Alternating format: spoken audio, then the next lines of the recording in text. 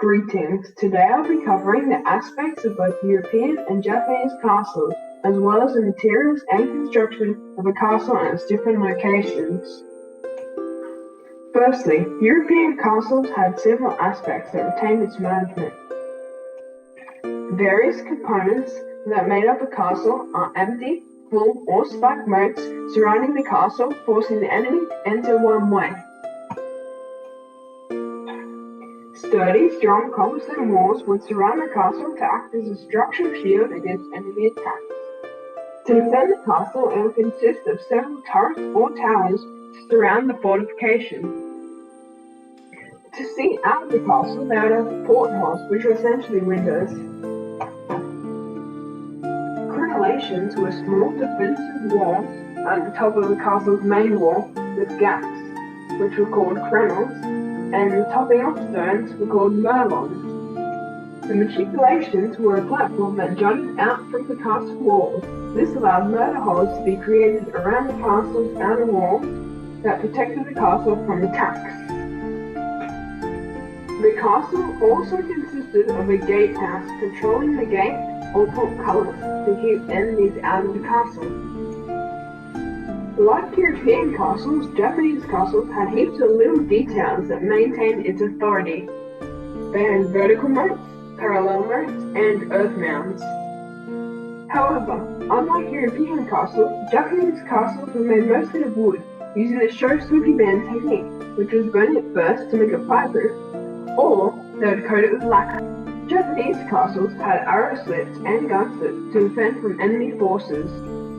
Their castles did not have ramparts. Instead, they would put wooden planks on the walls to samurai stand on the walls and shoot their guns.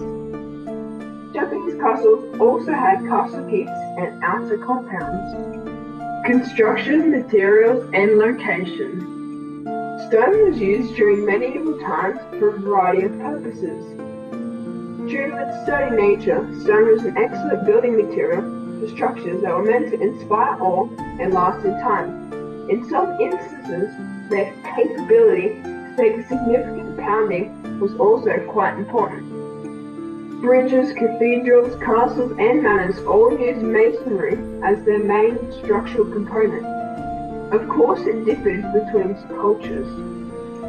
European castles were constructed using stone or wood depending on the wealth of the owner and the abundance of material. The castle's design and defenses differed depending on its location. The castles could be positioned on flat plains, lowland areas, typically traversed by the ranges of low hills, or with upland or mountain terrain. When the castle was on a hill, the enemy could only enter through one entry, and the defenders of the castle could be waiting. But there is not much room for positioning an army. However, on flat plains, the castle would have multiple entries, but the defenders of the castle would have more space to position their army.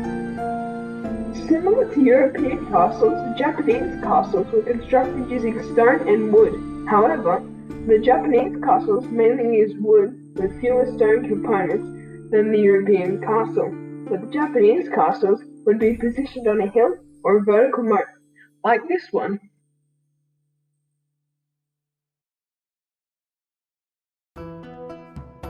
The best castle and why.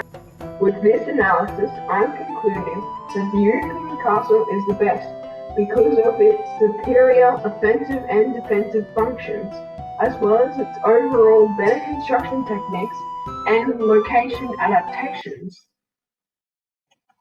Thank you for watching. I hope I see you again, but until that time, farewell.